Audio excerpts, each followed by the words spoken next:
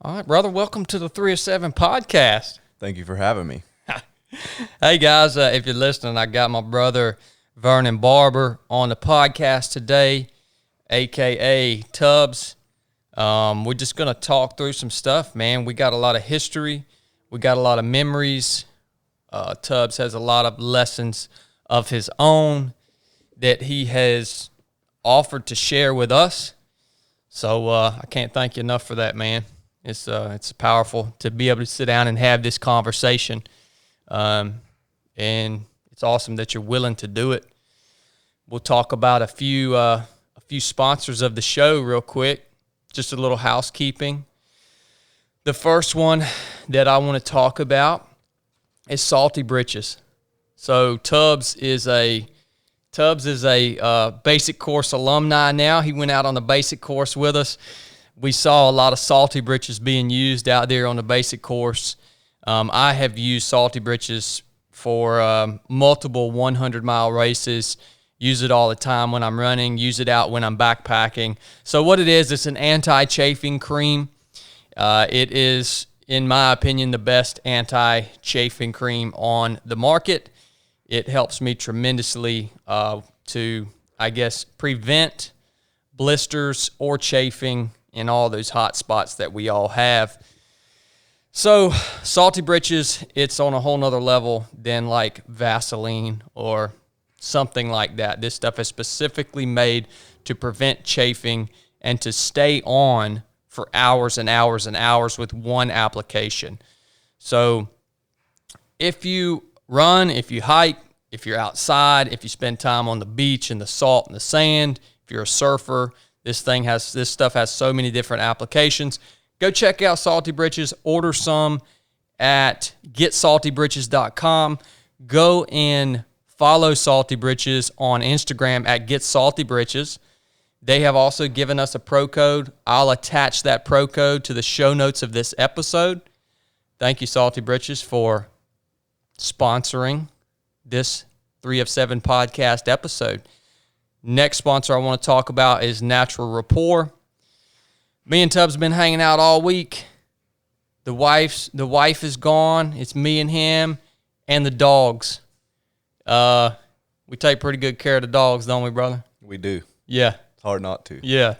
We love our dogs, and because we love our dogs so much, we make sure that they only get the best possible food that's on the market. And that's why we use Natural Rapport. That's why we've allowed Natural Rapport to sponsor this podcast episode, because we believe in their products. They make uncomplicated pet essentials, so treats and also grooming products, right? This stuff is mostly single ingredient. It's 98% derived from natural sources. It's just a really good, clean product that you can use and that you can reward your animals with. We use it every day here at the house. Natural Rapport products. If you guys love your dogs as much as we love ours, please treat them to some Natural Rapport treats. If you are interested in ordering some for yourself, just go to naturalrapport.com. Also, follow them on Instagram at Natural Rapport. They got some awesome content, some really high-quality pictures that they put out. They're a great follow on Instagram if you're an animal lover, which we are. So, Natural Rapport also has provided a pro code for us as 3 of 7 podcast listeners. Pro code is just 3 of 7 project. No spaces. I will also put that in the show notes of this episode. And the last sponsor I want to talk about, you guys have heard me talk about them before multiple times, and they have decided to continue to sponsor the 3 of 7 podcast long term, and that is Xoskin. And so Xoskin is, it's the best running, fitness, outdoor apparel on the market, in my personal opinion. I've used Xoskin in all environments, all temperatures, for all different activities, and it functions flawlessly. It fits perfect. It doesn't lose its shape throughout a long day. It doesn't retain odor-causing bacteria. One of the coolest things about Xoskin is the fabric. It's a proprietary fabric that actually has copper fibers woven into the fabric. So the copper basically somehow eats away the odor-causing bacteria, which means that you can wear a piece of Xoskin apparel for days at a time or for multiple workouts, and it's not going to start stinking terribly. As a matter of fact, for the most part, they don't retain odor at all. The fabric is also designed to channel moisture away from the skin, thus preventing chafing, salt buildup, all the things that are uncomfortable, right? All the things that cause us to hurt and not enjoy the activity that we're doing. If you guys are interested in Xoskin, please go check them out. Their website is Xoskin.US, and then follow them on Instagram at Xoskin. I will attach their Instagram handle and their website and their pro code that they've provided us as 307 podcast listeners in the show notes of this episode. Yeah, when I was running Mid-State Mile the other day, the dude Greg that I was competing against there at the end, like he had some bad chafing right in his butt crack. Oh yeah. And somebody said, and he was like, man, he was just dealing with it. He was like, man, this is just part of running ultra. It's getting this chafing. And I was like, no, not really, man. If you get the right gear, you don't really have to worry about that stuff, and it makes the experience a lot better. So that's the reason I'm such a believer in Xoskin. I've used it for years. All right, that's enough about sponsors. Thank you guys, Xoskin, Natural Rapport, and Salty Britches for sponsoring the 3 of 7 podcast. We appreciate you. We appreciate you guys putting out awesome products so we can stay in the game doing what we love. All right, that's all I got on the sponsorships. Let's dig in. Let's chat with my man Tubbs, brother. Happy to be here. Yeah, man. So it's been a heck of a week, man. Yeah, it's been a big one. Yeah, it really has. I mean, so me and Tubbs, you know, we served together in the Navy the first part of our career, and then we got separated as we went different directions. And, you know, for a long time, dude, I'm talking about 10 years or more, you know, you were somebody that you were always there in the back of my mind, you know, and I always thought about you, what you were doing, where you were at in life, because the time that we spent together and the memories that we have together were just, I mean, we were both getting started in life, you know, they're set in concrete. Those were powerful memories, man. And it's kind of weird how we got reconnected, man. Walk us through that real quick, dude. Yeah, so likewise, you know, you were a good friend. You only meet a few friends friendships like we have, I believe, in your life, you know. So it's really interesting to get back out here after nearly a decade and reconnect. And so, yeah, I had a buddy of mine send me a link to a Rich Roll podcast, and he says, you know, do you guys remember this redneck? And I was like, I opened it up, and sure enough, here's Chad with a big, long beard. I could barely recognize him. And then now he's some superstar, you know, but it's quite if you knew Chad 10 years ago, you would never imagine for him to be where he's at now as far as just putting himself out there and actually doing a lot of these talks, you know. Yeah, man, it's been a ride for sure, you know, but the cool thing is, though, man, it's like all that time that we spent apart, we able to come back together this week, dude, and just pick right up where we left off, man. Yeah, like we ain't missed a lick. Not a lick. This is we're doing the same stuff that we were doing 10 years ago, you know, and it's just been a powerful week, man. We've got a lot done. I want to talk through the week just a little bit. I want to start with talking about the basic course. Tubbs, came out and joined us on the basic course, man. What'd you think about that, brother? I really enjoyed it. I mean, you learn a lot of good skills. You're definitely going to leave the basic course with plenty of knowledge for you to go hit the backcountry with a backpack and a tent on your back and make the most of it, as well as just the team dynamic that the basic course offers can give you this sense of leadership if that's something you've never experienced before. Yeah, we got to see that unfold in a big way for sure, man. And,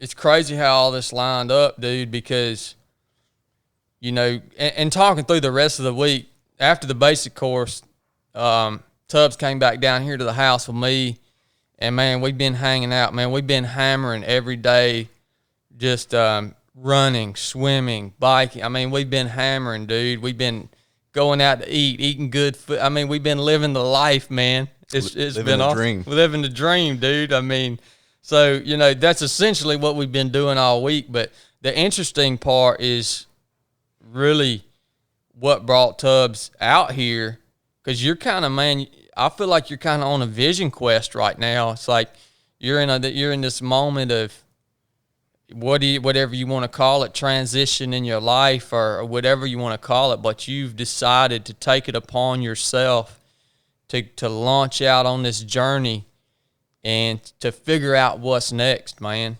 Talk me through that real quick. What was the process leading up to this vision quest, and what have you found out through this journey? Because you've pretty much been all over the country, all the way from the West Coast all the way now to here.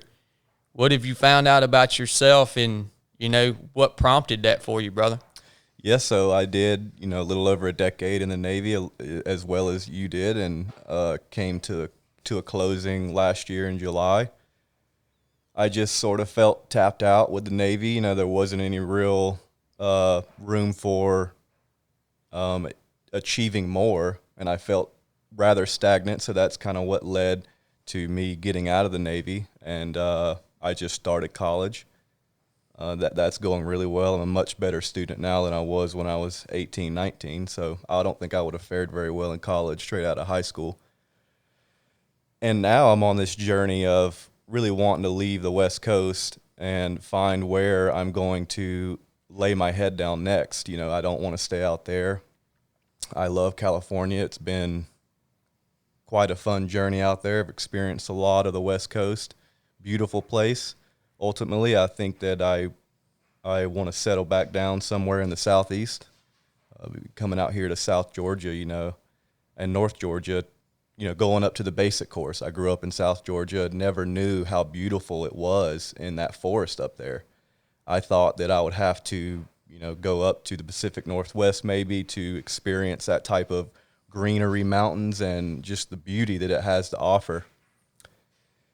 So yeah, now here I am. Just really, this road trip was all about going to see the friends that I have made that are very similar to mine and your friendship. You only make a few of those in life, and they all seem to leave California or wherever I have met them at, and go off to other places. So this whole trip is all about just reconnecting with those individuals, and for this with me and you to line up the way it did, it was very unexpected. Never did I think I might see Chad again in my life. There was a lot of times when I questioned if he was even still alive. So when he popped up on my radar, I knew immediately that he had to become a big part of this trip. And I very happy to be here. It's been so powerful, and I'm just enjoying the journey. Yeah, man, and I'm gonna tell you, I feel like just the fact that you decided to invest in this trip and to launch out, man. I mean, you put down a lot of lonesome miles. You've come a long ways, but just the fact that you decided that you had the courage, that you had the initiative, that you had the willpower to launch out on this quest, man, to figure out what the next part of your journey is going to look like, speaks volumes about who you are, man. Because so many people would have, got out of the military, whatever the case is, and and they would have just stayed right there where they were at, man, even if they didn't like it, because it's comfortable and it's easy, right? But it does take initiative. It does take action, and it takes commitment, and it takes courage to launch out on something like what you're doing, dude. And, you know, I'm kind of envious of you right now, the point in life that you are, because we was talking about it earlier today. Man, you're at that point right now where it's like we described it, it's like Christmas morning. Like, we got so many gifts. We got so many opportunities you do placed before you. And it's like, which one do I open first, man? It's just an amazing place to be in life. I still feel that way. I'm pretty much still at the beginning of my journey too. You know, all this is fairly new to me too. And yeah, it's a crazy ride, brother. But you know, I want to go back to the beginning, man. And I want to talk about who you are, brother, and where you grew up and the things that shaped you into the man that you were, you know, prior to joining the Navy, right? Leading up to that point. And just to get an understanding and to have a record of those experiences and what shaped you, brother. Okay, yeah. So I was born in Jacksonville, Florida, when my parents were still together. I lived in Florida until I was about 7 years old, and then I had a pretty shaky and dramatic upbringing with my parents. You know, both sort of addicted to alcohol and drugs. And quite a violent relationship as well. So my mom ended up leaving my father, and she moved us up to South Georgia, where she grew up, where her family was.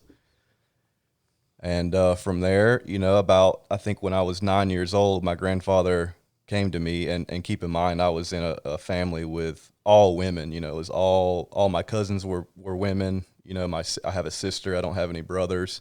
So only men in my life were my grandfather and my uncle. And I just remember always hanging out with the women all the time.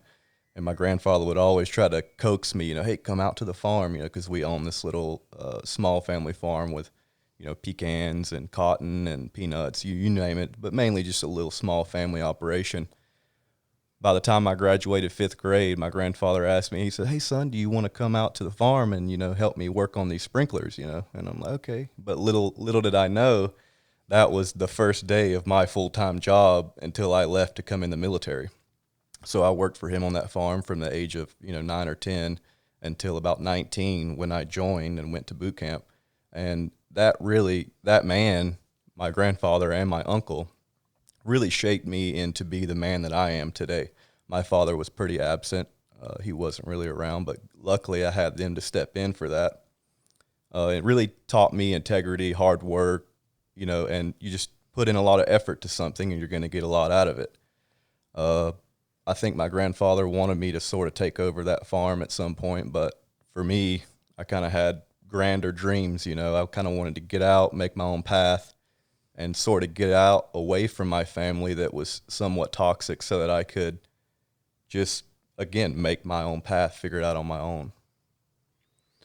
Yeah, man. I felt a lot the same way.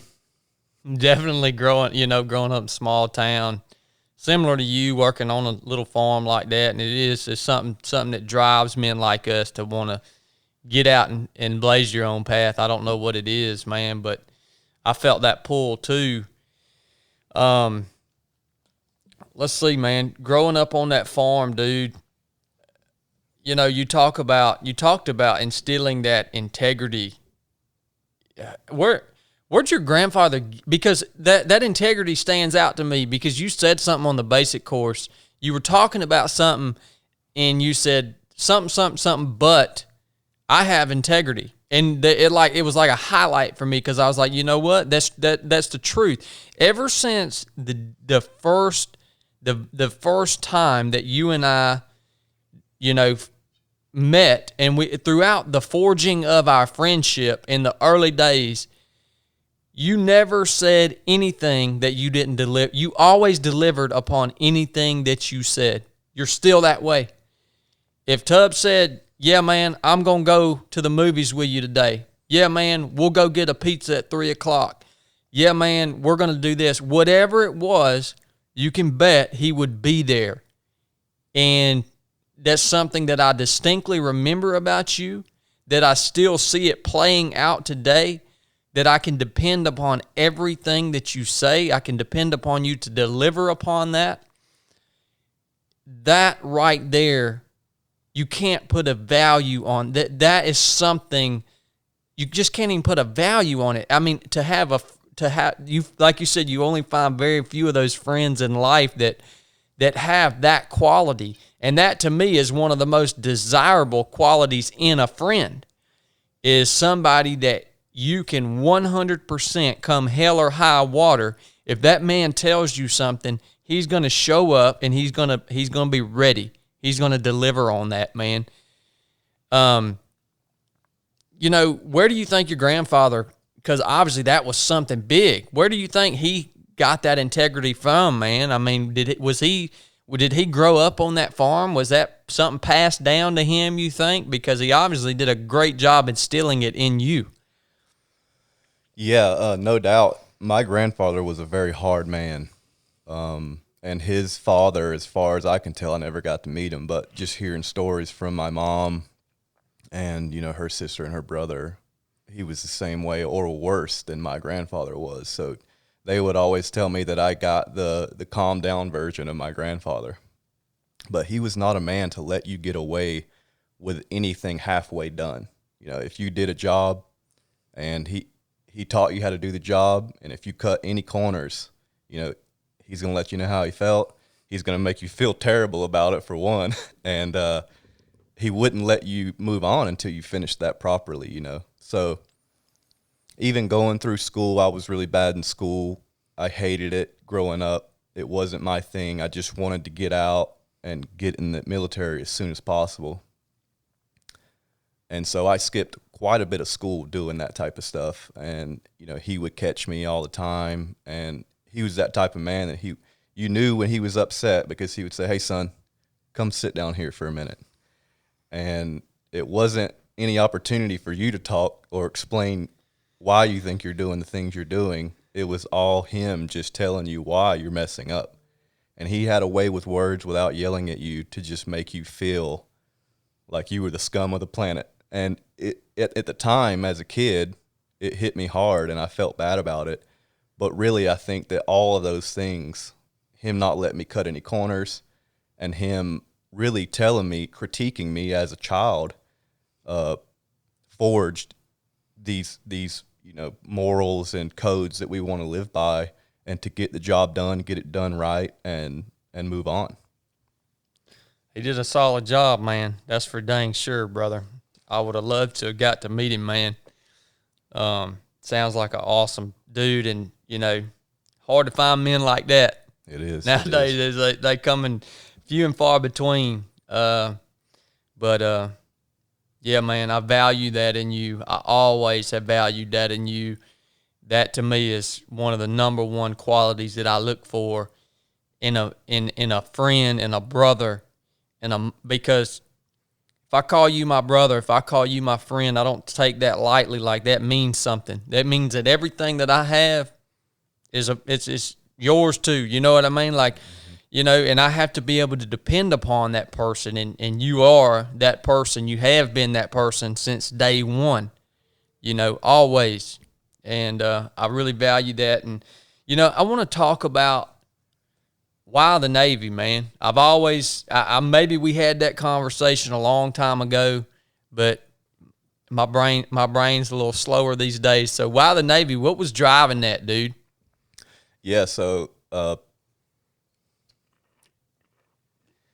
Navy, okay. I mean, really what sparked it for me was I was probably 16 years old, and I had my high school sweetheart, and I always told myself, if we split up, I'm going in the military. At that time, I had no real direction. I just kind of knew I wanted, my grandfather already instilled a lot of structure in my life, so I wanted to go in the military and continue in an organization that was still very structured and disciplined. And so I think really what got me in the Navy was those, I can't remember the name of them, but that BUD/S video, you know, the 2, 3, 4, where they walk you through all the phases of buds, and I fell in love with it, mainly because it looked like it was probably one of the hardest things I could do in life. Yep. And for some reason, that had a big draw on me. And I read a lot of books about it. And really, it's pretty much as soon as I saw that show, it was a sealed deal. I wanted to go to buds, and I did. And a lot of that was just wanting to escape my hometown and wanting to go achieve something so difficult and test myself. Mm-hmm. Mm-hmm. Yep. You know, I remember that. I think that dang documentary series, man. I think it was Discovery Channel put that on. Mm-hmm. That was you know what's crazy that you mentioned that, because the other day, it's been about 2 weeks ago, I actually went back and I watched that documentary, and I haven't watched it since I was like 17 years old. And I wanted to watch it again and look at it through kind of a different set of eyes and a different perspective. And it's great, dude. I think that documentary has changed the course of a lot of young men's lives, man. Yeah, no doubt. Yeah, it's cool to go back and rewatch it now and see it through a different perspective. And you know, that was pretty good. And so that we met when you and I first met. Would have been in pre-buds, right? It was, yep. Were we in the same room together in pre-buds? Yeah, we were. You know, I had just graduated, and I think that you were on some type of hold. You had graduated a little bit before I did. You were on some type of hold out there, and I remember getting to, I think it was the USS Ticonderoga. Yep. It's closed down now. I think it had black mold all in it. You know, it was a pretty old building. And I just remember, I think I had just came back home from my first leave from Georgia. I was feeling really homesick. I remember that whole long walk back to the barracks from the front gate. And when I opened that door, because when I left there, I don't think I had a roommate. And then when I opened that door, here's Chad up on his bunk, you know, and I could immediately tell I was going to connect with Chad because of his country accent. You know, I knew he's from probably somewhere from the South. And it didn't take long to realize that, you know, this is someone that I'm going to value, someone I'm going to probably form a deep connection with, and no doubt that did happen. Yeah, it's weird back in those days. You know, you talk about that homesickness, man, and you know, that's something that I really struggle with too. I think that's a big thing for dudes like us that were born and raised in the South, because there's a specific type of culture, there's a specific type of feel, and you know, a specific type of people that populate these areas, man. And you can't find this type of culture anywhere else in the world. It's very, very unique. And, you know, we both met a lot of guys in the Navy that were from maybe the Midwest, maybe from, you know, up north, or even out west in California and those western states, that I don't think those guys struggled with that, whatever you want to call it, homesickness as much as we did. And I found myself all throughout my Navy career seeking out guys that grew up in that same culture that I grew up in. It's a very unique and special thing. And I think that was definitely the initial reason that we felt so comfortable with each other. You know what I mean? Because I knew, you know, I had a good idea of how you probably grew up, and it was probably really similar to the way I grew up, and we probably had the same values, the same virtues, the same principles, and inevitably we do. And it's comforting. It was comforting always to have a friend close by that I knew understood what I felt, understood the way I grew up, the way I was raised. And I've never talked through that before. I've never even reflected upon that before, of how that works and how we automatically, because of the way we were raised, we were automatically seeking one another out, you know, without even having to say words. You know what I mean? It was just like you said, as soon as you heard me talk, you felt that connection, man. It's a powerful thing. That's why I live back here where I live. It's like comes full circle. Mm-hmm. You there's something about this place down here that just stays with you throughout your life. And it's a beautiful thing. I freaking love it, man. I love it. I love culture. No matter where it's at in the world, I love seeing the culture. That's something that's really cool. So Bud's Prep, man, as far as I remember, you crushed that, dude. I mean, what was that like for you? No problems, really. I was never a good runner, and I barely got in with a contract because my scores, I barely passed the 1.5 mile run, with maybe 30 seconds of cutoff time. Same here. And so, pre-buds was good for me. I didn't quite know how to train to go to buds. I was doing a lot of weightlifting and I would do some runs, but overall I was very unprepared, and I hit boot camp and I think I failed that first PST on the run. I was really sick and I just got one of those big shots in my butt, and that thing was really hurting. So I redid that. You got to suck it up. Really, when it comes to running some of those runs, when they're timed like that, you just got to kind of put your head down and realize that it's going to hurt, and if I want to pass it, I'm going to have to push it. So pre-buds really brought me up to speed for buds. I never failed anything in pre-buds once I got there. Swimming, pull-ups, push-ups, all that stuff was pretty easy. Overall, I really enjoyed it. I mean, all our life was working out. It was so simple. You just had someone telling you where to go, what to do, and you would just eat and train. And I love that. That's still very much a part of my life. Even not being in the military is just always training. So pre-buds was fun. I really enjoyed it, but I was happy to leave Chicago. Yeah, I was ready to get out of there too, man. That's a cold daggone place, dude. That's a cold place, and it's really crowded. Really kind of, no offense to anybody that lives in Chicago, but it just seemed kind of dirty to me, dude. It ain't for no country boy. No, man. No. Just right, man. It just seemed a little dirty around there, so I was glad to get out too, but it was a really simple time in life, man. No iPhones, no email address. We just had, I didn't even have a bank account until I got to boot camp. Super simple lifestyle, worked out every day. Me and Tubbs would go out. I had an old S10 pickup truck. I was one of the few dudes that had a vehicle, I think. Most guys, didn't have a vehicle because we were just there temporarily, for a couple months until we shipped out to Bud's out in San Diego. But, man, we'd go out and get those deep dish pizzas, bring them back. We'd hammer down, eat about 3,000 calories at dinner, get up and do it all over again the next day. It's a beautiful way of life, man. I look back on those days, and I don't look back a lot, but it's healthy sometimes to think back and to reassess, to look back at those days in order to reassess what you're doing right now in life. And, those days in a lot of ways were hard physically and mentally, but they were just so freaking simple, dude.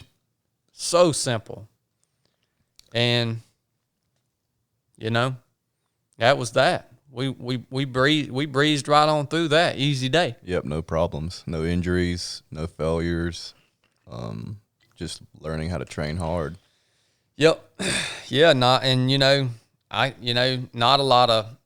ton of lessons from pre-buds that I can remember. I mean, we were just pretty much head down.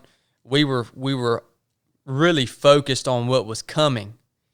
Not so focused on what we were doing every day, but the whole focus was preparing for what was coming. And that was pretty much the way we lived our lives. We knew everything we were surrounded by was temporary, because we were moving on from there within a couple of months. It's a weird place to be in life. I mean, I guess most normal people don't ever experience a time like that. So we graduated. Me and Tubbs really developed our friendship, I think, there in pre-buds. That's where we really got to spend a lot of time together. We were together every day. And even after work, we were going out, doing whatever, recovering, crushing deep dish pizzas, watching movies, whatever. We get out to Bud's, man, and that's when the real show starts, dude. And let's see. I don't even know where to start. With that. I haven't talked about my Bud's experience in a long, long time, dude, because there's only bits and pieces that I remember. What do you remember? What stands out about it to you, man? Well, other than the obvious, Bud's met and exceeded every expectation that I could imagine. It was very nostalgic to be there after watching that 234 video. You get a good idea of what the compound looks like and what you think the instructors are going to treat you like and kind of the dynamic that's going on. And it was a lot of fun just experiencing it all, just trying to take it one step at a time. And I think that a lot of the struggle that I had was, actually projecting out too far of what's coming next instead of just focusing on either the day or the week ahead, So that was definitely one thing that stands out for me. Every Sunday I would get pretty homesick. We talked about that a little bit, Yep. But luckily I had a little piece of Georgia with me all the time named Chad, and he would always reel me back in. And but other than that, I never really struggled in any of the evolutions in Buds. It was, you learn a lot about yourself. You learn that you can go quite a bit further than you think you can go. And you meet some great people, and you really get to see the personalities of people when they're met with some of these very difficult evolutions to run. Your real person's going to come out in a lot of those events, and especially when it comes to the team building stuff, Man, that's a really good point, is getting to see the reactions from people when they're kind of at their lowest point. Man, getting to see really truly who they are, you know what I mean? Because I've said that 100 times, man. All the stuff that we know to do, all the mental toughness, all the skills, all the tools that we have in our toolbox, it's really easy to practice all that stuff when life is good, right? But when it gets nasty and you're in the valley of despair, sometimes it's hard to recall those tools and how you should use them and how, and how they work. And I've been guilty of that in my own life. You get in that valley of despair, man, and you forget about this tool you got in your toolbox. And that's when it's most important to recall those tools. That's why we have to practice them so much. That's why we have to put ourselves in life in uncomfortable situations, physically, mentally, emotionally, in order to practice those tools. That way we can recall them in times of stress or in times of de-stress. Man, Buzz, for me, I feel the exact same way. It lived up to and exceeded what my expectations were. It was really weird. It was another really weird time. For me, it's more of a blur. I wish I remembered more about it. I really do. It was just such a blur, man. Luckily for me, personally, one of my biggest strengths in life that sometimes is a weakness is I have a really, really simple mind. Really simple, dude. It works pretty much just like on a single plane. Like, I'm not a very dynamic thinker or planner or anything like that. It's just like a single plane, very simple train of thought.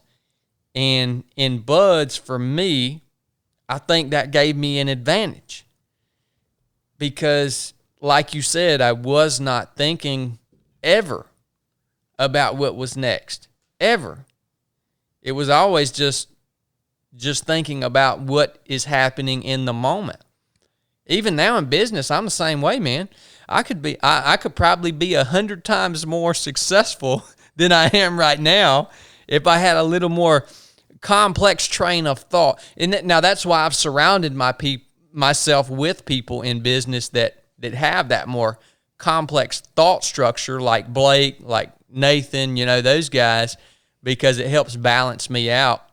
But in that particular place, in that particular part of my journey, that singular mindset and that singular focal plane was probably my greatest advantage, because I wasn't the physically strong, which neither one of us were.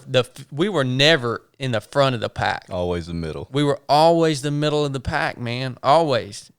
I mean, I don't even think the instructors knew who I was until third phase. Really, I don't think they had a clue that I was even part of the class until third phase. And I wouldn't have changed a thing about that, man. No, I enjoy living in that gray area, you know, where no one really knows who you are. So, I mean, I very much enjoyed just being under the radar. Yeah. And there's times and place. There's a time and place in life that you got to step up. There's a time and place to shine.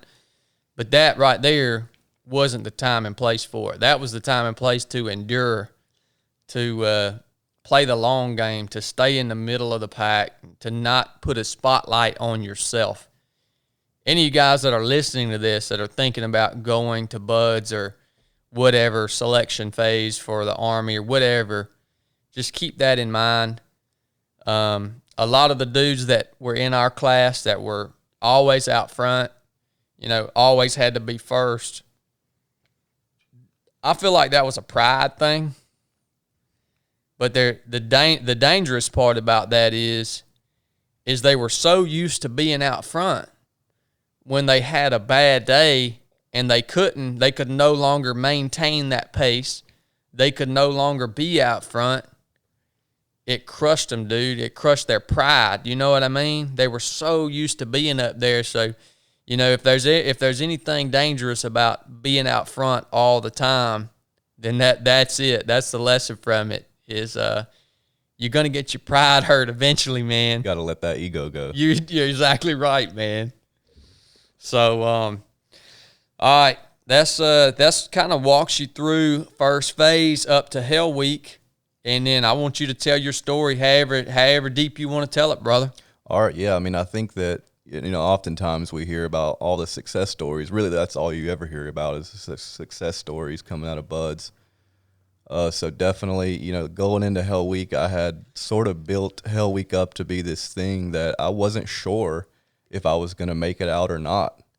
I wasn't actively disbelieving that I had it in me, but I definitely put Hell Week on this pedestal that was so high that I just wasn't sure what the outcome was going to be. Hadn't had any problems leading into it, no injuries, no sicknesses, no failures as far as the time stuff goes. I was just breezing through it. So Hell Week comes up. We're ready to go. Hell Week was just as you would imagine. You know, you're working hard. You don't get to sleep. You're just eating 3 meals a day, drinking salt water all the time. And then so every meal we would sit down to eat at is when my brain would start turning. When we were moving, I was grooving. There was no real thought projection about what was coming. It was only when we would sit down to eat. So every time we would sit down to eat, I would start thinking things like, well, maybe I can just quit and get out of the Navy. So that was something that plagued my mind. And it turned into this excuse that I could use to talk myself into quitting, because I very much had to convince myself to quit. And it was a hard choice. It took probably, I think I quit somewhere around Tuesday evening. I think we were crawling around the sand for quite a while right after eating some good chow. I think it was an MRE on the O course. We were leaned up beside the boats, and we weren't doing anything exceptionally hard. Nothing really about Hell Week was exceptionally hard. You were just required to do what you were told, stay moving, help your team out, you know, because you're in these boat crews. And again, I wasn't hurting. I wasn't really cold and tired. So yeah, right after that meal, we were crawling around the sand, and I kept, one thing that was stuck in my head that I heard a lot of people talk about was around the world. And I had gotten put in a boat crew that was a little bit shorter than me, that I had never been in, because I was in a specific boat crew the entire, weeks leading up to Hell Week. And I was very much used to being with them. We were a good boat crew. And then, people come and go, people quit, people get rolled out, so they do some shifting around. So I got into a brand new boat crew for Hell Week. And I kind of lost that dynamic as far as, you can't be, we talked about the selfish side of it a little bit. So, me and Chad were really good friends, and in Hell Week, I sort of forgot that I had someone else that I should have been a little bit more accountable for, because if I could have, in those moments, I think that if I would have been a little less selfish and not thinking about myself and thinking about Chad or any of the good friends that I made there, or even my old boat crew, I would have been a little more inclined to, not go that route of quitting. But I got very selfish, and I eventually got up and rang that bell. Yeah, that's a powerful story, man. And, there's so many, in my mind, dude, you started off that story with talking about how you really only ever hear the success stories, right? That's a problem, man. Like, that's a problem. Because, yeah, there are things to be learned through success. But the more powerful lessons, in my mind, are learned through those moments of failure. The moments in life that you have when you're at your weakest, and you've had time to process that, what it actually was, what actually led to that decision, what actually led to that failure. That's like me. I go out to New Zealand once a year and do this, this really difficult race called the Revenant. And I failed there 2 years in a row, man. And the lessons that have come from those failures now 2 years in a row are far deeper than if I would have went out there year one and crushed that race like I thought I was going to do. Like, I thought there was no way I was going to fail, man, And so, I'm just, to me, man, to hear that story, to hear that perspective is freaking powerful, man. And what do you think, because you've had time to reflect on this, what do you think, what is the one thing, what is the one principle that you, or maybe there's more than one, that you take from that time in your life, man, if you could pass it along to anybody that's in that battle themselves? Yeah, there's a few. I've had a little over a decade to mull it over, and I've talked about it with a few close friends, and we broke it down. So okay, I quit. I wrung out. They drive me back to the barracks, and you kind of, at that point, the instructors completely do a 180, and you realize that they're all just human beings, and they're actually kind of bummed that you quit. And so they take you back up there, and you sort of do a de-issue of all your gear, and you're pretty much getting ready to get sent off into a kind of a gray area of the Navy where they're going to, place you somewhere else in the fleet. But so I go in the office right there, I can't remember, just the main Bud's office, Yeah. And you go talk to the master chief that's kind of running that program at the time, and he asks you the question, why did you quit? And I lied to him. I said I was just cold and tired. But really, I just lost the mental battle of it. I was projecting out too far, not being able to take it one step at a time. So that's a really good one to try to focus on. And if I could give that to people to take away, is just one step at a time. And then, really, as soon as I rang that bell and I got back to the office and I put my helmet down on the grinder, it was immediate regret. And if I could have somehow said, hey, you know what, this is a mistake, I would have took it, but you can't. At that point, you already rang the bell. And there's not, everything in life is like that. A lot of times you can quit something and you get to go back rather rapidly, or the repercussion of it isn't as large. But at Bud's, when you quit, you're done. And again, it was immediate regret. It wasn't very well thought out. And it's something that follows me for the rest of my life. I'm always chasing something, chasing purpose, chasing something that's going to fulfill me. And I don't know that I'll ever find that. I don't know if I'll ever get something I'm pretty sure I'll never find something that'll redeem that, right? So if I could give something to take away as well, it would just be that, suck it up a little bit longer so that you don't have to learn the lesson the hard way. I think that's about it. I mean, mull it over, take your time. If you're ever in a position to where you have to quit something, don't make a very rash and just shoot from the hip choice. Don't be selfish, and realize that some of these decisions we make will follow us for the rest of our lives. Yeah, that's freaking powerful, brother. Yeah, it was definitely a very depressing moment too in my life after that. You go from riding the highest of the highs, thinking you're going to become a part of a very elite unit, and you're gonna work with men that are just like you. And I was very much searching for that too, to be a part of this brotherhood that was really hard to obtain. And so you go from that really high to really the bottom of the barrel of the Navy, and it's very depressing. I didn't stay in it too long. It didn't slow me down too much, but you're always craving. And I don't know if this is true for every guy that doesn't make it through the program, but there's never really a day that doesn't go by that I don't think about that failure, that instance in buds. And but you got to live with it. You got to move on from it, and you have to realize that you're still going to be capable of great things. And I know I'm still capable of great things, and I'm still doing great things and achieving great things, but that one failure will probably be my biggest failure of my entire life.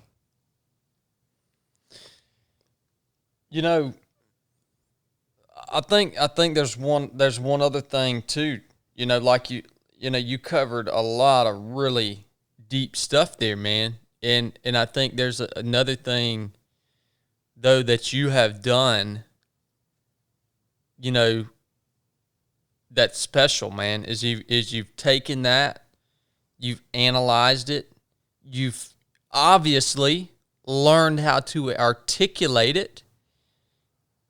And right now, you're taking those lessons and sharing them with thousands and thousands of individuals to help them through their own personal journeys, man.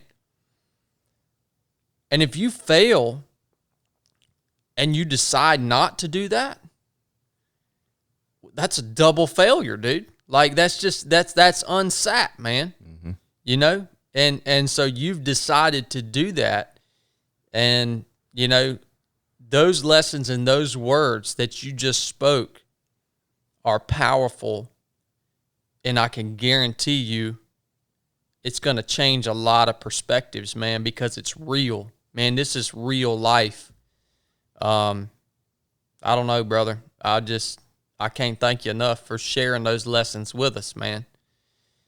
And I agree with everything that you said 100%. Hard lesson learned. Learn from me so that you don't make the same mistakes. Yeah.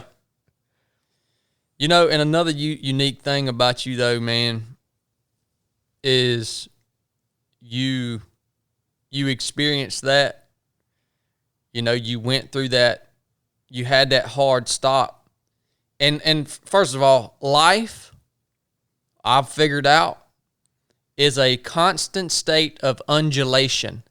It's a constant up or down. That's life. To be a part of time, to be living in time, reality, it is a constant state of undulation. I've experienced that in my own life. You're on these massive peaks, and then you're going to be back in the valley, man. And so that was a big undulation for you, to where you're going from this peak, this path, then down into this deep valley. But like you said, you didn't stay there long, man. You didn't mope around. Like, you decided to climb your way, and you went on and served your country. You wrote a check to your country that was payable up to and including your life for over a decade. Serving in a high capacity. And climbing back up out of that valley, man, I want to talk about that. What was that climb like? What was that journey, climbing from that point up to being a rescue swimmer, man, to serving your country for over a decade, for, I'm sure, leading countless times, traveling all over the world, not giving up because of one mistake, but really just climbing, man, and you're still climbing. So what's that part of the journey? What was that like, brother? It was at the same time, it took a while to get out of that hole. And like I said, when you go to the bottom of the barrel of the Navy, you're sort of in this limbo phase of, where am I going to go next? Where is the Navy going to send me? And in a lot of ways, I'm thinking, when am I going to get back to buds? So I actually had some injuries that had me stuck around the compound for almost a year, and I watched my whole class go through all of buds. I watched Chad in and out of the compound with a green helmet, then a blue helmet, then a red helmet, and that was hard. That kind of kept me there, and until I moved out of that atmosphere and finally got away from it, was really when I could start climbing that mountain again. But in a lot of ways, it was still very unfulfilling. I still had sort of a negative mindset about having to go to the fleet. I wasn't excited about it. It wasn't why I joined the Navy. And so it came time for me to pick a new job, and the detailer is, telling you, you can do this, you can do that. But there's really not a lot of leeway when you get out of that program. The Navy just kind of sends you where they want you. They offered me to go to Surface Rescue Swimmer School, and at the time I was like, well, it sounds like another challenge, and so let's do that. It didn't turn out to be as prestigious as I wanted it to be, because it's not air rescue swimmer. You're basically just going to be on ships your whole life doing the rescue swimmer gig for them. But my first deployment, so I go to the fleet. I graduate rescue swimmer school. What was that school like, man? I want to hear about that. Okay, yeah, the school was fun. I enjoyed it. I think it was about 6 weeks long, and you're in the pool all day, every day. And I remember even in that program, there were times where I was just kind of like, this isn't what I want. I don't want to be here. I'd rather be back in buds. This isn't my path. But I kept my head down. I graduated that school. It was very rewarding in the moment. The school itself, you do a lot of, all you're really learning is procedures, learning how to put people into litters, learning how to put people into strops, and these are devices that the ships use to recover people from the water. You learn a lot of good first aid stuff, and you do a lot of swimming. You learn how to take control of, combative people that you need to rescue, and you just kind of go over all the intricate details of what that swimmer is going to need, to make a rescue. It was fun graduating that, not overly difficult. I don't even think I trained to go to that school. I just kind of said, okay, yes, send me. And I went. So from there, I graduate, I go back to my ship, and I go on my first deployment. It was on a frigate, so it's a fairly small ship, but we did a pretty cool deployment. It was counter drug operations in South America, and you have the Coast Guard leadette, the law enforcement detachment on board. There's 6 or 7 of them. And I got kind of lucky with that because they have to have a rescue swimmer in the rib boat with them when they do ops. So, you have your VBSS teams, which are your visit board, search and seizure teams that are on the ships, and they go to all these cool schools and they want to be on the boardings. But because of the Coast Guard leadette, they wouldn't allow them in the boat. I was just lucky that, okay, I get to be in the boat with these guys and do a lot of this cool drug stuff. We seized, I don't know, enough to build couches and chairs out of drugs in our torpedo mag, and it was thousands of pounds of heroin and cocaine. Gosh, dog, man. So that was pretty rewarding. I mean, there were times where you would be chasing a boat in the dark, the ship's dark, the helicopter's dark, and you're in this small rib boat and you're just kind of following the silhouette of a black ship kind of backlit by the night sky. And then everything gets lit up, the helicopter turns the spotlight on, the boat will usually try to run, or they'll just start throwing their bales of drugs outside. The helicopter usually at that point takes control of the boat. They follow them, and then we recover the drugs if we can, if they don't sink fast enough. And then eventually the boat's usually going to stop. They're never armed. They're just kind of mules, and they're just out there trying to get drugs from point A to point B. And that was just kind of a repeating process throughout that deployment. That's pretty intense, though, man, and it's good work. I mean, that's good work, dude. It was a lot of fun. I mean, I did enjoy it. It was probably one of my more memorable deployments. Mm-hmm. How long were you guys out there? We were out there floating off the coast of Colombia, Costa Rica, Guatemala for about 7 months. Holy smokes, man. What's it like, dude? I mean, being out to sea and living that life for 7 straight months, dude, that's got to be a challenging thing or a big shift in lifestyle, man. Yeah, and let this be another lesson to these guys that want to go out for some of these programs for Special Forces, that it's fun, but it's never going to stack up to what you really want to do.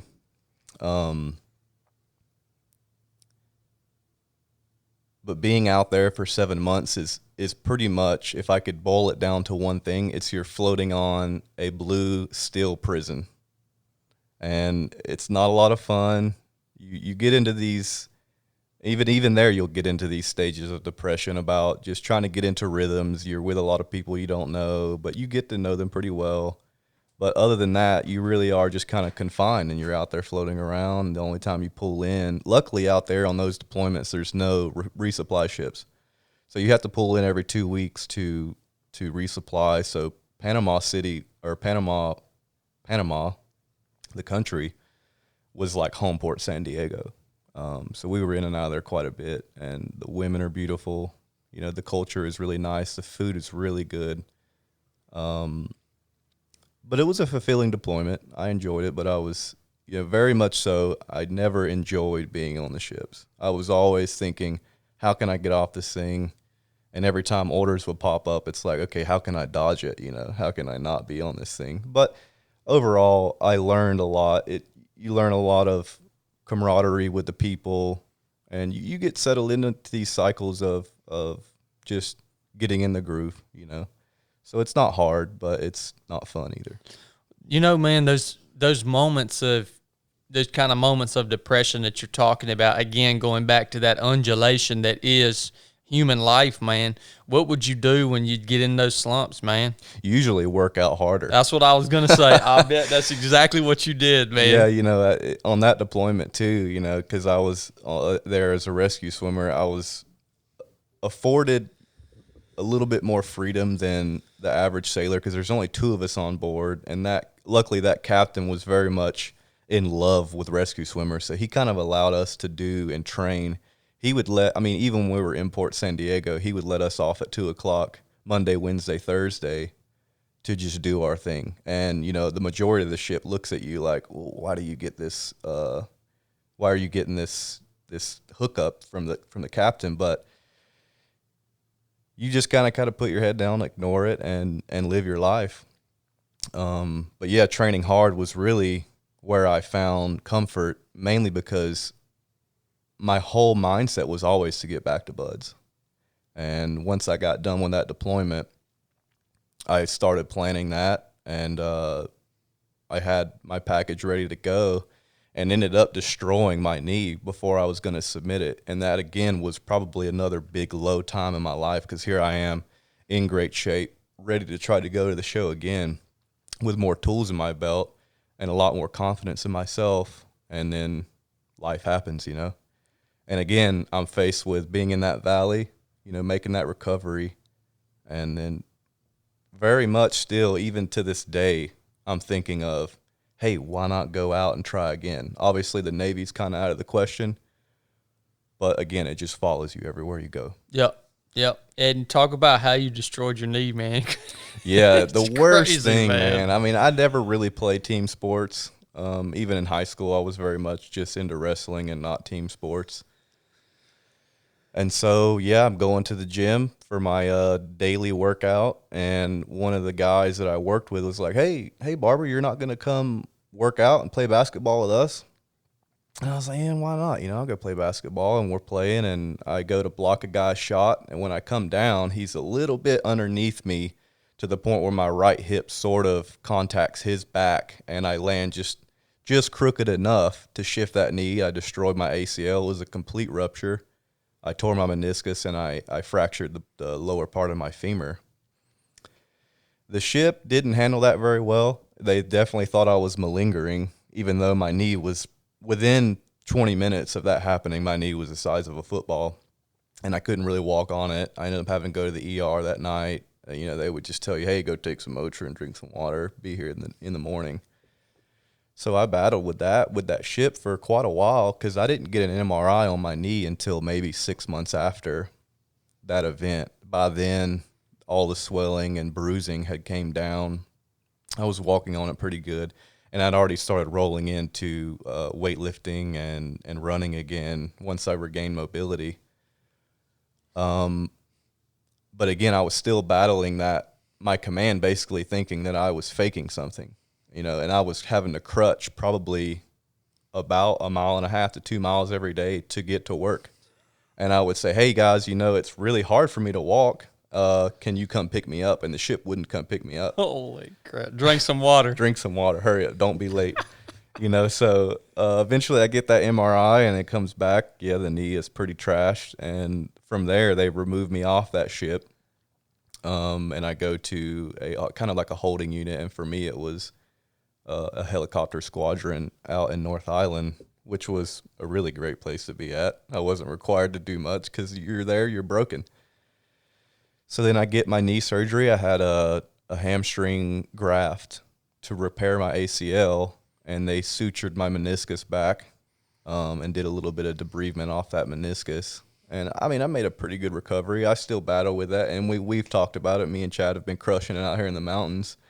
And I've always battled with my good knee hurting, so I'm still kind of on this journey because really running is it. Running is the only thing that can kind of give me any sort of problems. And so I'm still ironing that out nearly 6 years later. But I'm definitely on to that. So from there, I get healed up. They were going to med board me out, and I had to convince them because I just picked up E5. And I started seeing that BAH money roll in, and Yep. I didn't want to get out. I think I was in about 4 years at that time, and I didn't really have a plan to get out, so I was sort of like, well, I just picked up E5. And they wanted to med board me out, and I had to convince my lieutenant that was kind of over my medical process with my knee that I can perform, and that I don't need to get med boarded out of the military. So he said, hey, if you can do... in 6 weeks, if you can perform 5 pistol squats on each leg, I'm going to sign off your paperwork for you to reenlist. And so I accomplished that. I stayed in, reenlisted for another 6 years, went back to the fleet again, did another deployment, and then transferred to shore duty and rode out the rest of my time until now. Well, man, the reason I wanted you to tell that story about, how you injured your knee is because it's just, man, life is so freaking crazy that way. Like, there's so many things, there's so many times in life where your entire life is hinging upon one decision, one step, one basketball game. Like, it's just like, it's so wild, man. And I tell some stories of mine on the basic course that you probably, I hope you remember them, because I don't tell them on podcasts, but I've had so many of those times in my own life, especially as a SEAL, going through SEAL training, and as an actual SEAL, where everything hinged upon one bad decision or one decision, period. And a big part of the reason why I'm here and I am who I am, a big part of it is luck. You want to call it, I would call it a blessing. I don't necessarily believe in luck. I just feel like this is the path that God designed for me to be on. But if you don't see it that way, you got to call it luck, man. Because some of those stories that, that I've shared with you guys out there in the wilderness, you saw how it was luck that I am where I am, man. Yeah, no doubt. That's life, man. Yeah, life is all about those choices that you make. And the biggest thing is, if you have a grander dream, if you have a plan set out in stone and you're walking that path, don't stray from it. Like I should have been going to the gym that day to continue my training and prepare and get in good shape. And that one choice led me off that path. I thought it was harmless, and it turned out to be another really big low. Yep. Man, that is freaking solid right there, dude. And I think another thing, we talked about it last night on that call we did, but another huge thing is being resilient and being multidimensional and not having all your eggs in one single basket.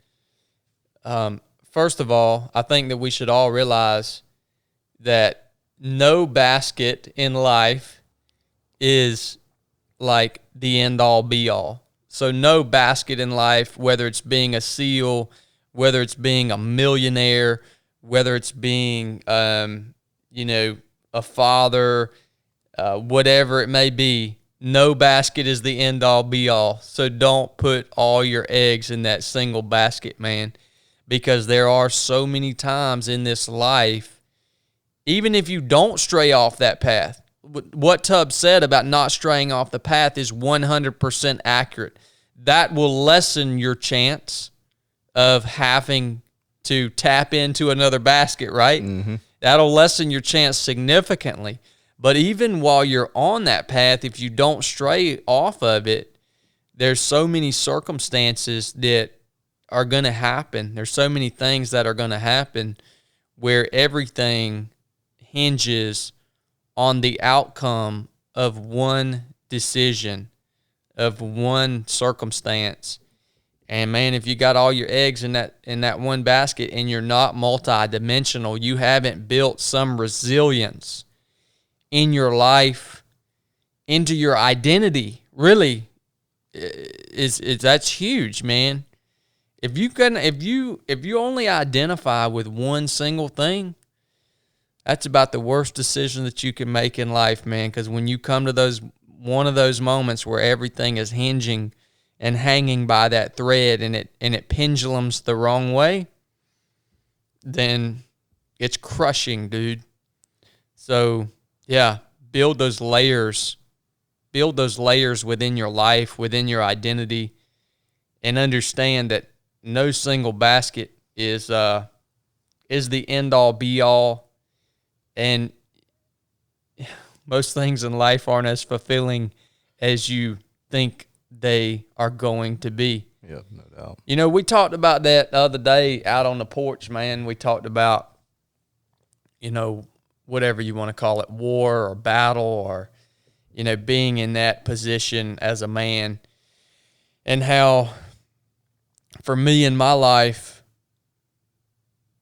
that's the path that I walked. That's the path that I was chosen to walk down for whatever reason. And that all of that stuff, man, all of that training for war, the deployments, all of that, it was never fulfilling. It never fills you up. It just leaves you craving more of it. Like war is this, and the combat and deploying and all that stuff, you think that if you just had your shot, if you just had the opportunity to test yourself in that arena, that it would in some way satisfy you. When in all reality, there's no satisfaction in it. Because essentially it's stupid. The fact that we have, as human beings, have decided that it's a good idea to go and kill each other, for political reasons most of the time, for some ideology, it's really freaking stupid. How do you expect, all right, how can you expect to find satisfaction in something that's absolutely ridiculous? It doesn't work that way. But looking at it from the outside, it's easy to think that would be satisfying, where all it leads to is more and more craving for something that's ridiculous, something that's never going to fulfill you, and you end up, it's almost like an addiction. You end up craving it so much that everything around you, in a lot of circumstances, ends up falling apart. You know what I mean? What am I trying to say here? It's like, I guess I'm trying to say, don't look for fulfillment. Don't look for satisfaction in something in life that's actually meaningless. Money's another thing. Mm-hmm. If I could add to that, what I would say is, because this question is kind of a revolving question with guys that I've met that didn't make it through some of these programs, and it's just that, a lot of our desire, especially mine, I know for myself, is just to be tested again in that arena of war. For some reason, that's so attractive to go out with a bunch of guys that you've trained hard with and you're on top of your game, and to go out and get tested in that arena and come out alive, or I was willing to sacrifice my life for it.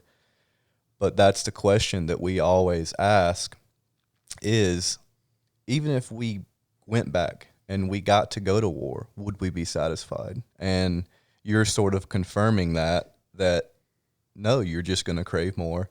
You're going to want to keep living that life. And I think that, I don't know if I heard this from someone or if I created it myself, we call it chasing the untouchable dream. And it's just that it's almost like you'll just continually chase these things for the rest of your life. Hardship or battle or something that makes you feel like you're being tested and you're coming out a man. But it very much seems to be an untouchable dream. I agree 100%. So where can we actually find that fulfillment in life? If you're asking me, I would say that, going back to the eggs in the basket thing, when you put because very much so going to some of these programs, you're putting all your eggs in these baskets, especially as a kid. You can't really think of anything except that one thing. You're young and you're just like, this is what I want. I'm going to go get it, or I'm going to attempt it.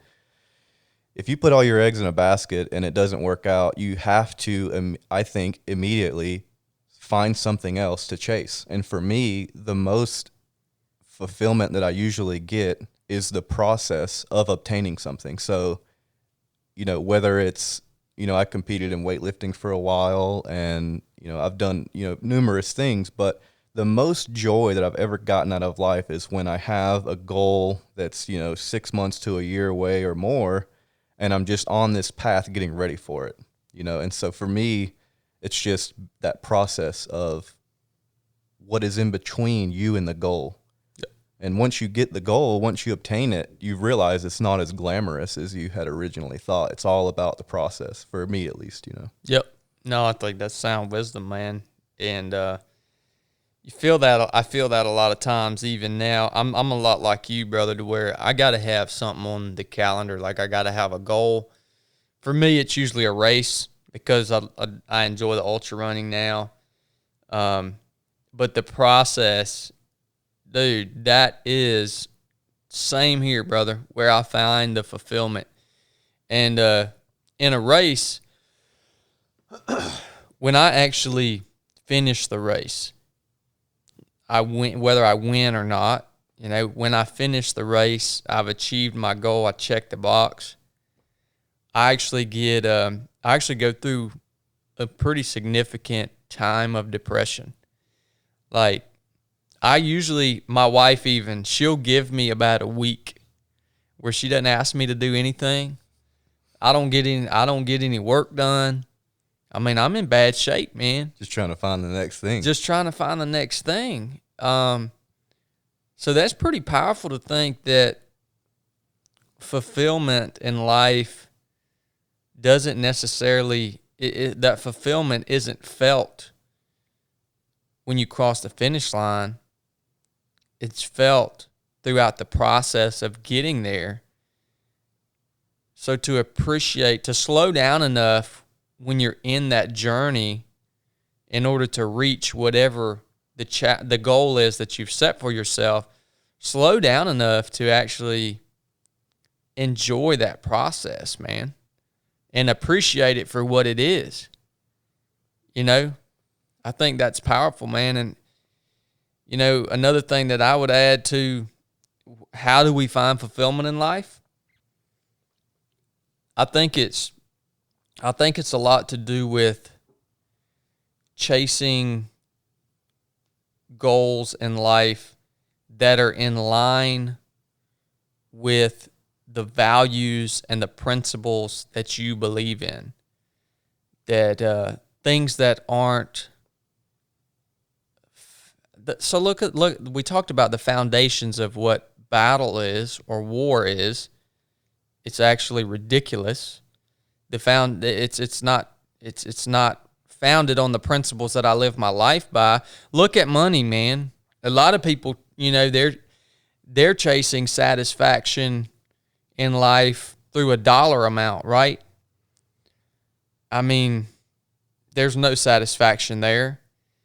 But if you're chasing a goal, if you're chasing a mission, if you're on a mission in life, that the foundations of the mission are in line with your principles, my principles being integrity, love, helping others, loving your neighbor, all of those things. Like, my mission right now is all in alignment with those principles that I live my life by. And it's so satisfying, man. It's so satisfying now. Even the victories are satisfying because they're in line. The victories are in alignment with my values, my principles, and my virtues. If that even makes any sense at all, Of course it does. I think it's just having your purpose in life. When you have a purpose, you feel that you have a purpose. I think that's where you get a lot of this enjoyment from. If you don't have any purpose, you can just find yourself wasting away on a couch. Yep, 100%, brother, 100%. I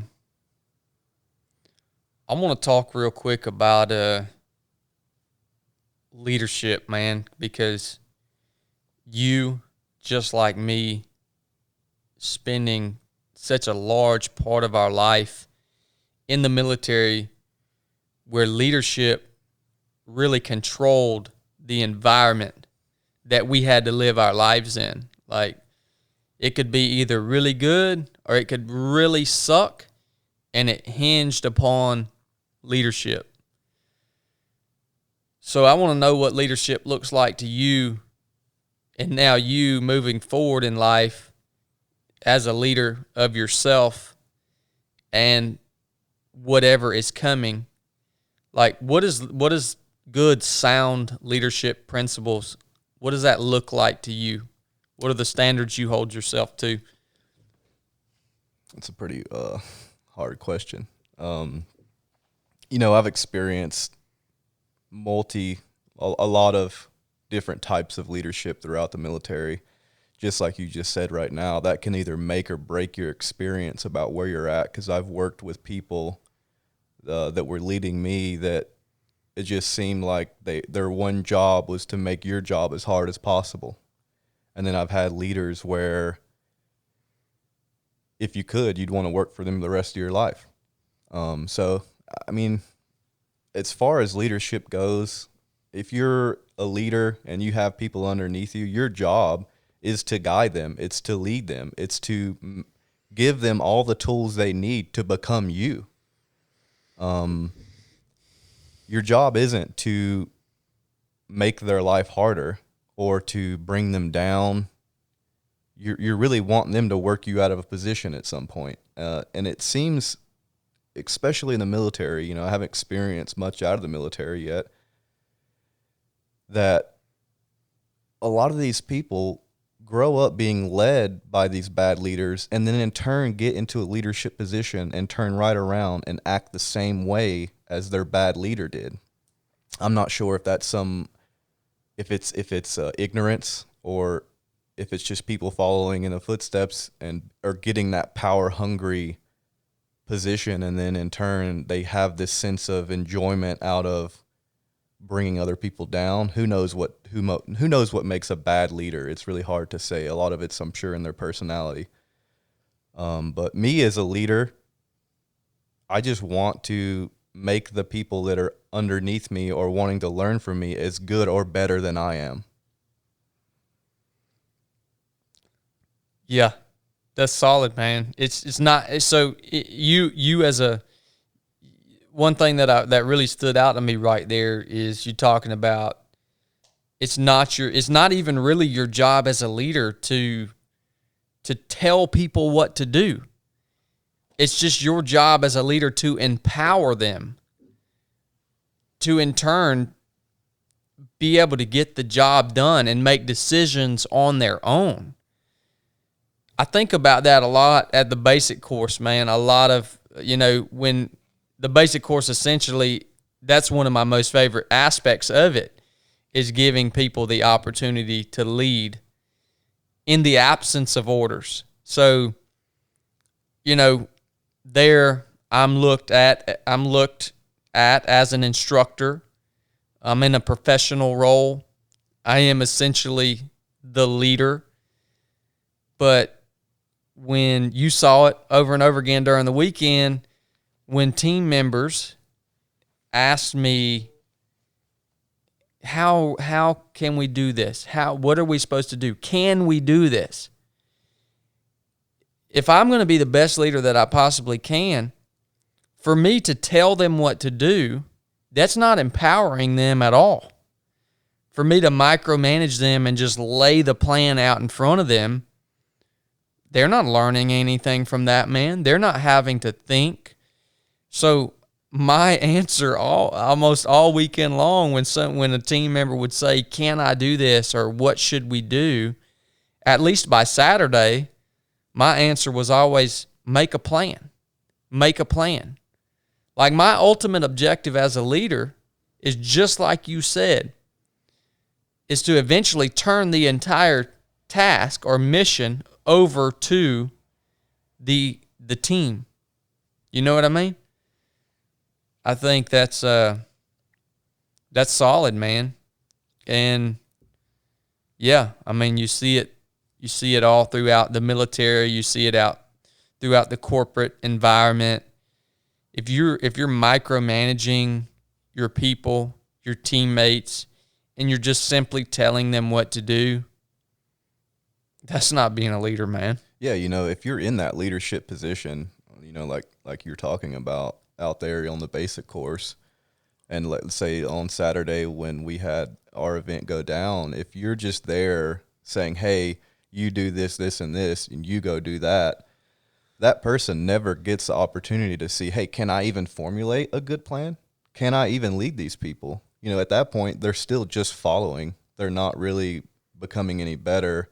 They're just sort of taking another order from a great leader, but they never get to see that they're even capable of doing it themselves. 100%. 100%, man. Yeah, that's what I'm looking for whenever I'm in that leadership role, is essentially I want my team to work me out of a job, and I want to empower them to be able to do that. What do you got to do, though? You got to let go of your pride, man. If you're a leader, you got to let go of your pride before you can ever get in that mindset. Yeah, because a lot of times I think if you've been in a leadership role quite a bit, you can get wrapped up in that thing of, it's my way or no way, or I have the best way. And sometimes that's true, but most of the time there is always an alternative option, and someone might have a different idea than you do, and that's okay. And I think that leaders need to understand that if you have a good group of people and you have no reason to micromanage them, then you should let them grow. You should let them make their own path. Let them bring up their own ideas about how to accomplish a mission or a task or a job. You should give them that responsibility so that they learn how to actually formulate plans, take action, and get it done. 100%, brother. Man, and something about you, brother, you have a really calming spirit, man.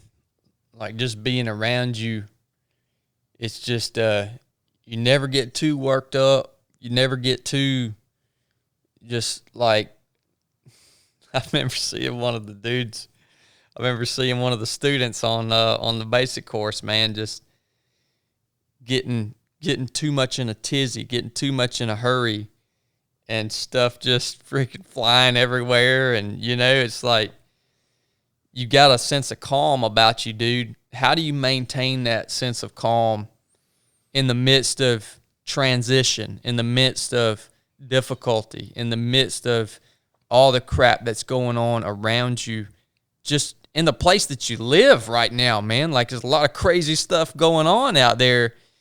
How do you maintain your sense of calm, dude?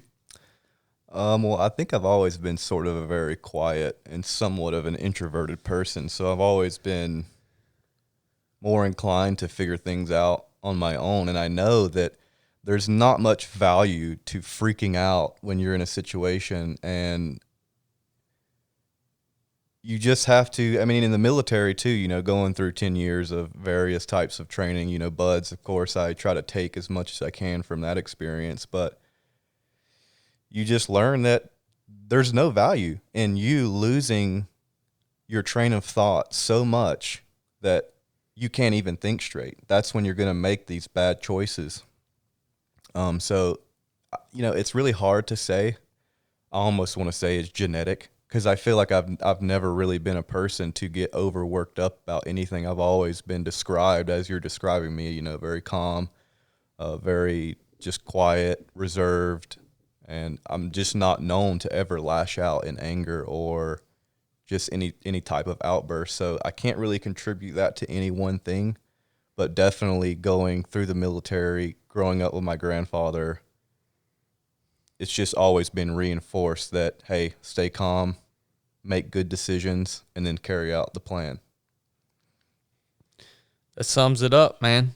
That totally sums it up. That's one of the main foundations of that creed we went over. It's probably my favorite part of the creed that we talk about out on the basic course is the ability to control your emotions and your actions regardless of circumstance.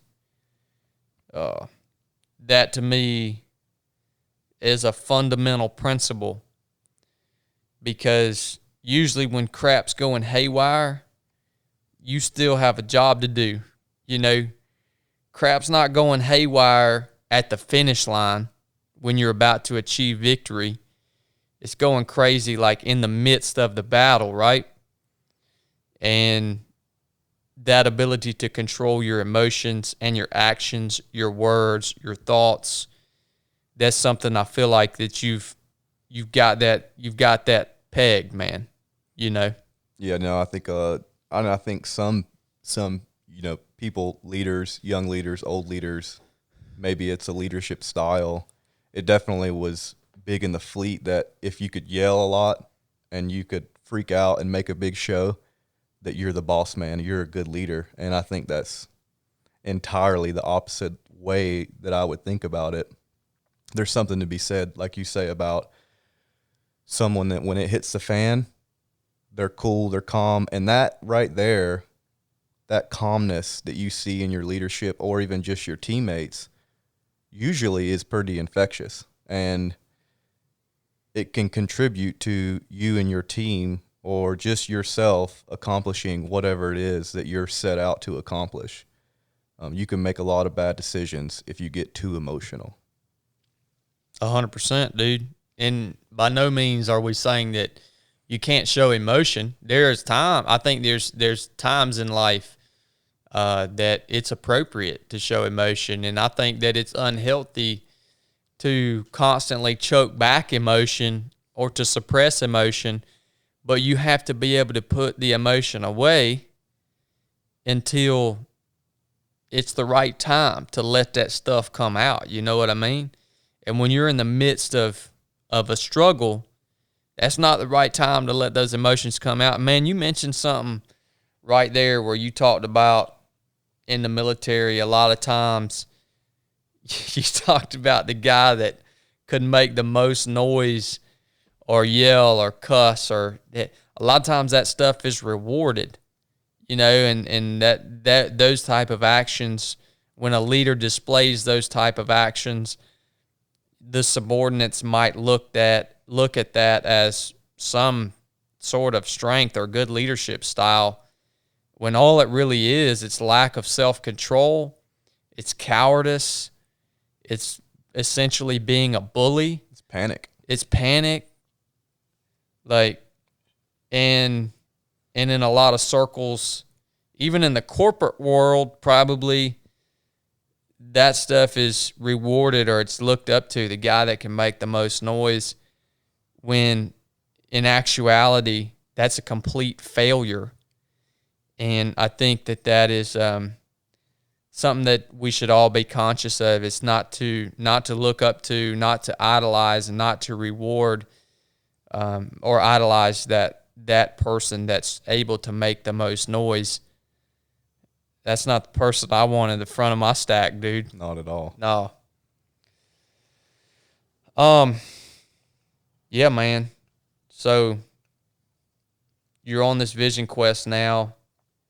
You're a student. What drove you to pursue the career choice that you're pursuing now? Because it's very unique, and I got to learn a lot of stuff about you just through conversation this past weekend. You talking about the aerospace engineering, like you talking about how your interest in mathematics and rockets and stuff. Like, I never knew that about you, man. Is that something that you've had like since you were young, or? Yeah. So, I mean, other than the side of me that wanted to go to war, I definitely very much was always into the Discovery Channel, National Geographic, and I very much love space and physics and things like that. So, and as I've gotten older and I start to question, like you talked about, the sort of the disease of men glamorizing and wanting to go to war, and how it really is sort of an unhealthy path in a lot of ways. So even though I still crave that and still even to this day want to go experience it, the older I get, the more I kind of want to just settle down and become an academic, learn these, I don't know if you want to call it nerdy things about the world, but that stuff has always been an interesting side of myself that you don't typically share with people, because you can be labeled a nerd, and a lot of times when I start talking about this stuff with people, they can't share in it, and they give you kind of a funny look, and they just don't quite understand why you would want to do these things. So it's not something that I just talk about with everyone, because these are sort of existential conversations that I want answers to some of these secrets of life. And I think that pursuing aerospace engineering or some type of engineering discipline is going to be pretty fulfilling, and it's a hard degree. It's usually around a 60 or 70% dropout rate to get an engineering degree. And I think, again, that's just me looking to achieve something that is very difficult. And I don't know if I will find fulfillment at the end of it, but I'm just along for the ride. You gonna appreciate the journey? I'm going to definitely appreciate the journey, because this college kid schedule that we've been living on the past couple weeks is it's fun. I enjoy it. I very much enjoy being a student at 30, 31 now. But it's I'm on a different path, and I'm going to make the most out of it. Yeah, it's nice to. Me and Tubbs were talking about earlier today. It's nice to not even have to know what day it is. I mean, yeah, I think today when I was filling out, a piece of paper, I needed to put the date on it, and the guy was, "Hey, it's what day is it? I can't even remember." It's the 16th, but I didn't know it was July. I thought it was June. You know what we're doing, man? We're catching up. Yeah, we're just kind of lost in the sauce. You know what I mean? Yeah, we're catching up, man. I mean, it's I tell people that all the time. I don't know if they can quite grasp it. It's like, dude, I lived and you lived so many years that you didn't do what Tubbs wanted to do, and I didn't do what Chad wanted to do. And there was, dude, when you're in the military, we had this conversation earlier, even when you're off, even when you're on leave, even when you're off work, there's this thing that's hanging over you. Because they own you. They can call you back no matter where you are or what you're doing. They can call, and a lot of times they do call you back. Oh yeah. And they basically own you. And we spent our entire adult lives living that life, man. And I view these years, these times that we're living in right now, man, we're catching up on all those years of life that, dude, I didn't do a single thing that Chad truly, genuinely just what I wanted to do, right? So all week long, me and Tubbs, man, we've been staying up till about midnight, and I don't think there's been a day that's went by that we've woke up before 9 o'clock in the morning. We've been waking up 9:30. Man, that ain't lazy. That ain't being undisciplined. We're catching up, man. And we're still getting out there and getting after it. We're getting after it, man. Yeah. It's gosh, it's been awesome, brother. All right. Last thing I want to talk about, man. 307 Project. We're at Body, Soul, and Spirit. We've talked through a lot of stuff physical. We've talked through a lot of stuff soulish, that mind, that will, the emotions, that soul part of us. I want to talk a little bit about spirit. I just want you to share freely what your perspective is on spirit. And spirit is a big part of everything that we do at the basic course, 307 Project. You saw it as a vein that runs through everything that we do. I describe it as the thing that separates us from every other animal on earth is that spirit, man, that, there's something about a human being that we can appreciate a beautiful sunrise, sunset, something about you that I was actually wondering when we were up on the top of that bald, like, since you have such a deep connection and interest in space, I know you were looking up at them stars, and I know you have to have a deep appreciation for that. Well, you don't see a deer or something like that, like looking up at the stars and truly being able to appreciate what I call creation. You know where I'm at with spirit. I want you to freely share your perspective, man, and any lessons or anything that you could pass along to some other person. Okay, spirit. Yeah, definitely being up there on that bald and looking up at the stars, and it's hard to get into certain areas of the world to where you can see a sky like that, and you can see, because a lot of people in these big cities, there's so much light pollution, you can't even really see the magnificence of what is the sky and the stars. You know, you might see 2 or 3 or 4, maybe a couple hundred. When you're up there on that bald and you can see the entire cloudiness of the Milky Way, you can see literally every single star that the human eye can you know, capture without any sort of, you know, artificial man-made lens. For me, the spirit is just trying to find out what is mankind's purpose here on earth. And I think that that's what sort of propels me into the academic side of what I want, because I would like some way to figure out what is our purpose. And that's really a hard question to answer. I don't have that answer. I think about a lot of things. I have a lot of existential type thoughts. But really, it's a struggle for me to really answer this question.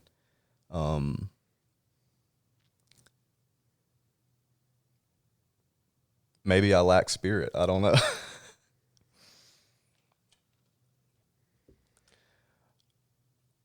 But if I had to nail it down to a few things, mainly I think it would just be what is my purpose? What can I do for mankind? And how can I answer some of these hard questions, you know, going forth in my life and making sense of it all? But that's all about I can really offer on that. Maybe I'm still searching. Maybe that's a lot of part of this journey that I'm on, is searching for that answer. Yep. You know, man, I think it's I'm excited to see your journey play out, especially from the academic side, because I'm wondering right now, as you progress and as you dig deep into what is the academic side of your journey, I'm wondering if you're going to find, or if you have found up until this point, does some of the academic side, the tangible stuff that you're going to study and learn, is some of that at some point, or has it already pointed toward creation? Because that's one of the big things, man, is I think that you talk about spirit, that's a big decision to make. Was all of this created, or did it just happen by purely random circumstance? If you decide at some point that it has been created, then that leads you to a deeper search, right? If you decide at some point that you can't accept the fact that this has been created and that it's purely random, the search ends there. Yeah, there's no further thing to look out. You know what I mean? And there's not a lot of fun in that, you know? Yeah. Yeah. And maybe that's what we all search for as humans. You know, we're all looking for that. You know, who created us? What created us? Why are we here? These are all questions that we may never have answers to in our lifetime.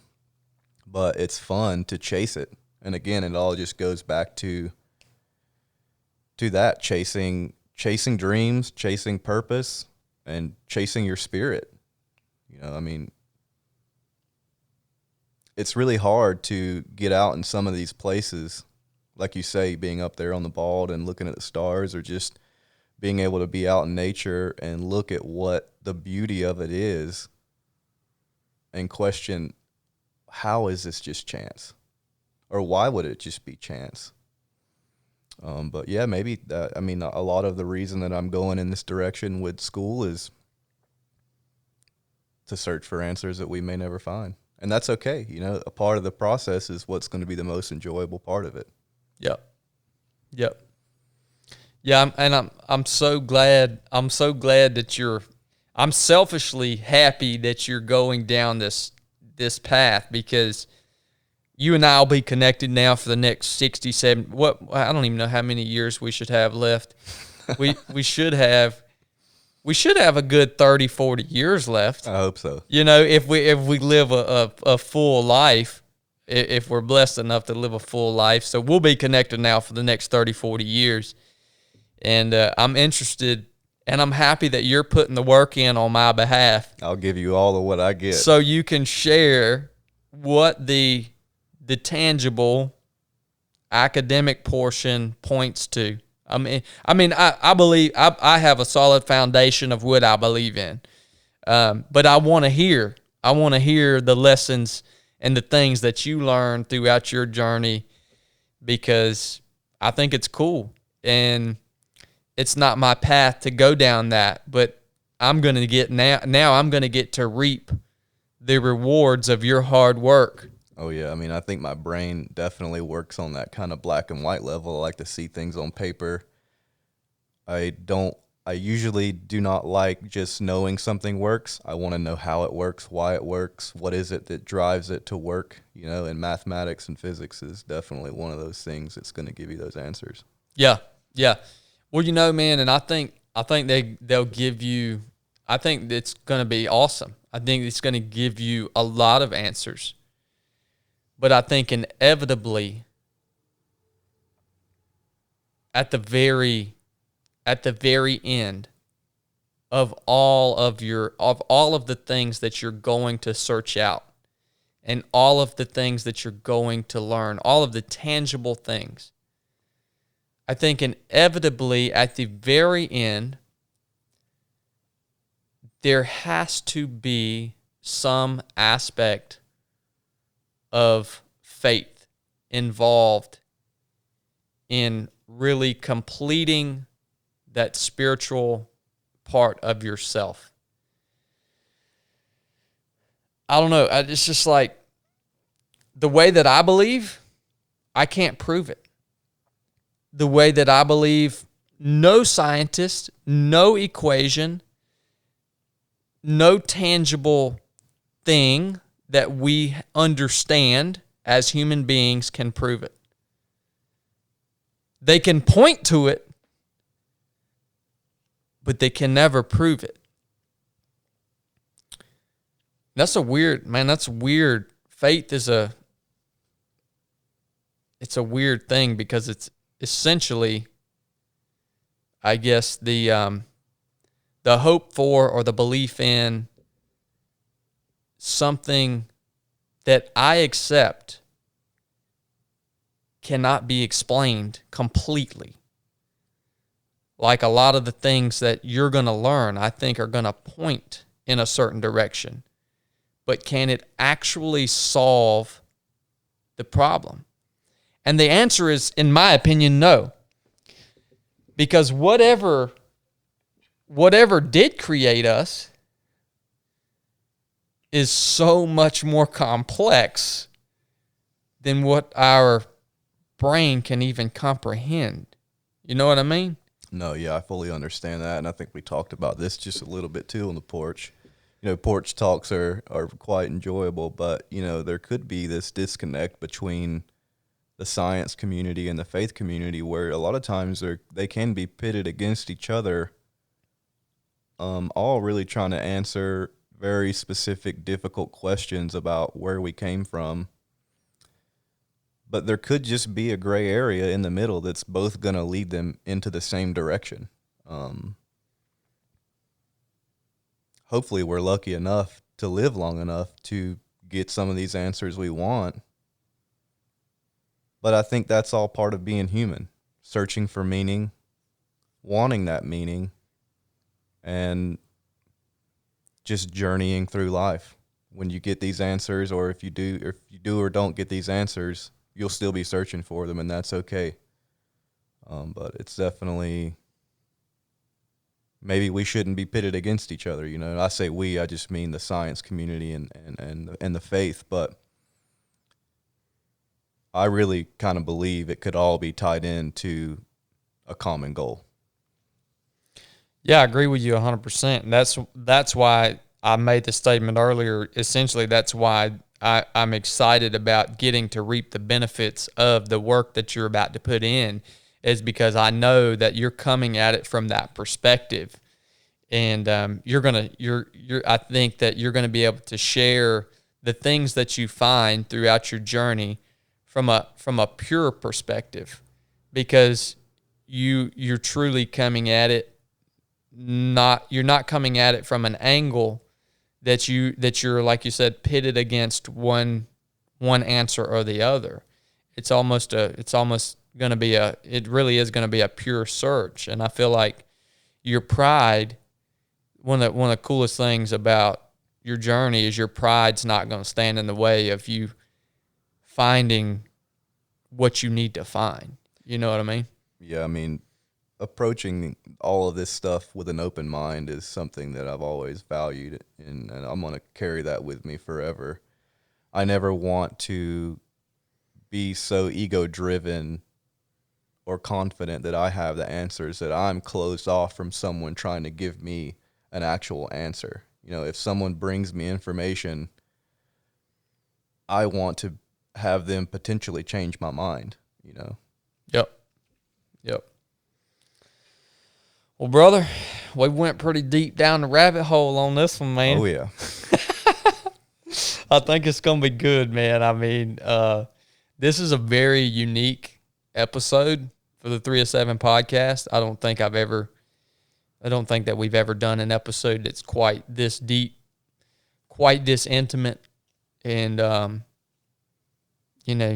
just the value is there. The stories are there. Everything is here in this now 1 hour, 59 minutes, and 7 seconds. Wow, that's quite long. I had no idea we were talking for that long. So I'm excited about releasing this, man. I'm excited about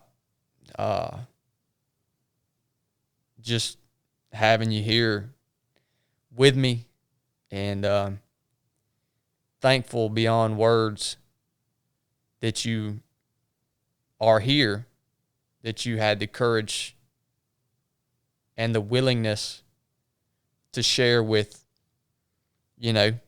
everyone who's going to listen to this.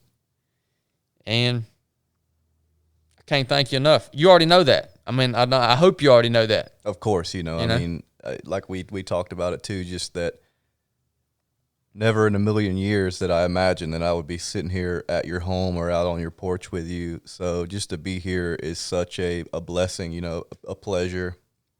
And I'm just trying to make the most of it, Yeah, when we were swimming the other day in the reservoir, I was like, man, if you'd have told me and Tubbs 10 or 11 years ago when we were doing a 2-mile ocean swim in the Pacific Ocean that we would have been in North Georgia, swimming side by side in this beautiful mountain lake, clear water, at the end of a long run for pleasure, pure pleasure. Like, we'd have looked at you like you were freaking crazy, man. Yeah, no doubt. It's just a magnificent thing, man. So definitely filling the cup. Yeah, 100%, brother. All right, guys. Hope you enjoyed it. If you did enjoy it, go leave us a review on iTunes, the podcast app. We would really appreciate that. I checked that today. I checked the reviews today. We were up to 278 reviews. Hold up. Is that not freaking weird, dude? Yeah. Is that... I mean, that's just to, again, I know a side of Chad that was a decade ago. So to see him here preaching the good word and trying to reach all of you, and he's trying to give you some knowledge, really absorb it. He's not teaching you anything that's hard to implement. Take his word for it. Take our word for it. Take my failures for it. Don't let your mind trick you into things that you think is going to be a more comfortable route. And just keep on hammering. That's it, man. That's it. And 278 reviews on Apple iTunes today. Why is that important? Because you guys know my Instagram handle, ChadWright278. Where's 278 come from? Man, I didn't even realize it when you said it. Now I get it. That's our Bud's class number. So that is where everything started for this conversation. This conversation has been 11 plus years in the making, and it all started with Bud's class 278. And the day that we record this podcast, what is the gauge that I view that how do I gauge the success of this podcast is off of those reviews on Apple iTunes. That's pretty much 100% where I gauge the success, how well I'm doing, how valuable the product that I put out is gauged off of that one indicator. And today we hit 278 reviews. Congrats, brother. You can't even freaking make that crap up, dude. The day we're recording this episode. I just checked it a couple hours ago. So, all right, guys. This is the 3-7 podcast. Enough said.